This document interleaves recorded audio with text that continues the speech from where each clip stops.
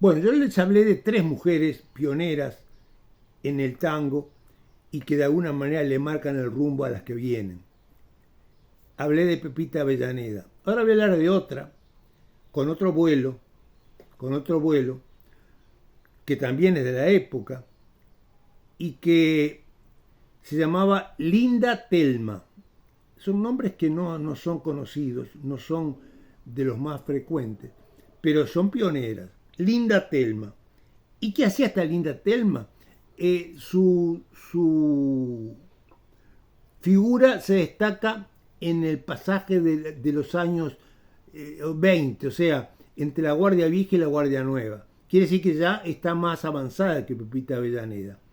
Esta mujer ya cantaba tangos, pero no solamente cantaba tangos, sino que se hizo famosa porque ya en esa época empezaron a hacerse películas y llegó a participar en alguna película y esta participación le dio lugar a poder viajar, hacer giras y anduvo por Europa, estuvo por España.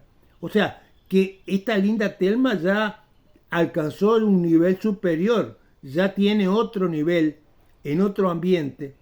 Trabajó, la conoció Gardel, por ejemplo, y lo más importante, cuando estando en Europa, estando en España, conoció a Canaro, a Francisco Canaro, y Canaro la contrató para su orquesta. O sea, que acá aparece otra figura pionera, pero con otro vuelo. O sea, una mujer que no sale del bajo, no sale de los cafetines, sino que ya empieza a un nivel mucho más alto, mucho más importante. O sea, que va escalando posiciones. Otra pionera. Y dejé para el final, el, el cuento o el resumen de otra figura. Pero primero me quiero referir a algo. Vieron que yo hablé de cantantes, hablé de bailarines y hablé de instrumentistas. Y cuando digo instrumentistas en el tango, hay tres instrumentos claves. El piano, el violín y por supuesto el bandoneón. Esta fue una alarma que sonó y me distrajo. El bandoneón. Normalmente, en las primeras épocas del siglo XX, las familias que más o menos estaban acomodadas o que más o menos tenían un pasar, su mayor importancia o su mayor interés era que sus hijas, y esto lo hemos vivido nosotros en nuestras familias, en otras épocas, que las hijas, sobre todo las hijas mujeres, estudiaran música. ¿Pero qué música? ¿Cuál era el instrumento clásico que se le enseñaba a las niñas y a las chicas de aquella época? El piano. El piano. Muchas veces se mandaba a las hijas a estudiar piano a una academia. Es más, la gente más pudiente, los que tenían más poder económico, traían a los profesores a enseñarle piano a la casa, al domicilio. Pero ¿qué tipo de música? Y las músicas de aquella época, las músicas clásicas, o sea, los valses, la música clásica, los grandes intérpretes de la época, o sea, ni que hablar de tango, por supuesto. Eso era palabra desconocida o más que desconocida, prohibida. O sea, que ese era el papel de la instrumentista en aquella época. El piano fundamentalmente, después algunas ya con otras performances, con otras posibilidades, y si en la familia tienen algún violinista de parentesco, se van a adherir al violín. También va a haber gente que se dedique al violín. Pero el bandoneón es un instrumento típico del tango. O sea, si una mujer se va a dedicar al bandoneón, automáticamente tiene que ser para tocar tango. No da el bandoneón para tocar ni mazurcas, ni chotís, ni nada. El bandoneón y el tango son lo mismo. Entonces, no había mujeres bandoneonistas, no existían mujeres bandoneonistas. Por varias razones, por varias razones. Pero ¿saben cuál es la razón más importante de por qué no había mujeres bandoneonistas? Por la forma de usar el instrumento. O sea, el bandoneón, supuestamente ustedes lo tienen encima de las piernas y para usarlo tienen que abrir y cerrar las piernas. Ese acto de abrir y cerrar las piernas en aquella época, en una mujer, era un acto detestable, o sea, prohibido. Por supuesto que las mujeres se las ingeniaban si querían, poniéndose polleras largas o lo que fuera, pero digo, pero ya el hecho en sí de abrir y cerrar las piernas frente al público ya era algo que no era bien visto. Entonces, para las mujeres, el bandoneón era prácticamente algo imposible. Pero como todo, siempre hay una que rompe la regla. O sea, si la vida fuera simplemente seguir la rutina, el mundo hubiéramos seguido en el Paleolítico. O sea, tiene que haber gente que se le ocurra cosas distintas, diferentes, que quiera hacer cosas diferentes. Bueno, y apareció una justamente que le gustó, cuando escuchó el bandoneón, le gustó cómo sonaba el bandoneón, y bueno, y quiso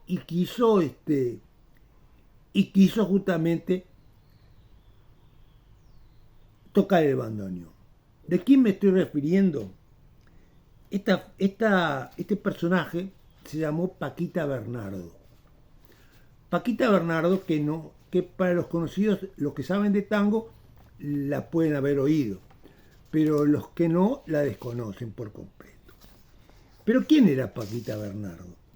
Paquita Bernardo, argentina ella, pero de padres españoles. Los padres andaluces llegaron a Argentina, como todos los emigrantes, a trabajar, pero a estos les fue mejor. O sea, no son los que terminaron en el bajo y haciendo changas. No. Estos se dedicaron al comercio y lograron una posición económica, y por lo tanto sus hijas, tenían 5 hijos, sus hijos estudiaron, los trataron de instruir, y a Paquita, como todas las de la casa, como todos los de la época, le traían un profesor de piano. O sea, la idea de Paquita, no le traían, sino que ella iba a estudiar piano a una academia, como todas. O sea, hasta ahí no había nada diferente a lo que pasaba normalmente. Pero esta Paquita, ya estamos hablando de los primeros años de la Guardia Vieja, ya había escuchado el bandoneón, ya había oído el bandoneón, y le había gustado, le había encantado. Y se lo puso en la cabeza que lo de ella era el bandoneón. Entonces, ¿qué hacía? Iba a las clases de piano, una vez sí y una vez no. Y cuando no iba a las clases de piano, de escondidas o a escondidas, iba a aprender a tocar el bandoneón. Tenía un amigo, bandoneonista, que no sé si era del barrio, ella vivía en Villa Crespo, me parece que era del barrio. La cuestión es que ella sabía que era bandoneonista, y a los 20 años, Paquita Bernardo empezó a aprender piano en forma bandoneón, en forma clandestina. O sea, este bandoneonista se lo hacía sin que los padres se enteraran. La cuestión es que Paquita rápidamente aprendió a tocar el bandoneón, cosa que no es fácil. Ustedes vieron que es un instrumento complicado. Seguramente, no sé si lo podré mostrar acá, pero ayer apareció una nueva compañera, y entre otras cosas que dijo que ella tenía en su casa un bandoneón. Todo un un hallazgo. Bandoneón que le había quedado heredado del abuelo, no sé cómo era el asunto. La cuestión es que prometió que lo va a traer a clase después de turismo. Así que cuando lo tengamos, no sé, capaz que le saco alguna foto, alguna cosa, algo les voy a hacer para que ustedes puedan ver el bandoneón en vivo y en directo. Pero ya les digo, es un instrumento complicado. No es como el piano, que las notas, cada tecla tiene un... No.